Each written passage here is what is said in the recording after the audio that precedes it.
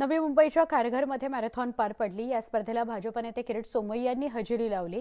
यावेळी पत्रकारांशी बोलताना सोमय्या यांनी शिवसेना प्रमुख उद्धव ठाकरे आणि संजय राऊत यांच्यावर निशाणा साधला। तसंच बीएमसी घोटाळे प्रकरणी सुजित पाटकर जेलमध्ये जाणार असा दावाही त्यांनी केला।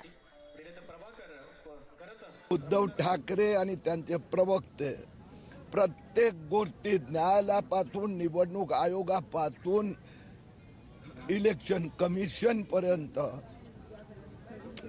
फार वाईट वाटतं व त्यांची स्थिती बघून। संजय राऊतचे कारनामे बघा की त्यांचे पाटकर मित्र सुजित पाटकर मुंबई महापालिकाने 100 कोटीचे कॉन्ट्रॅक्ट दिले।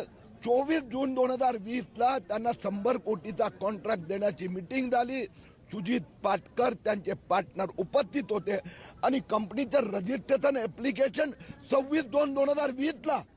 म्हणजे उद्धव ठाकरेचा राज्यात मुंबई महापालिका अशा प्रकारचे कारनामे करायचे।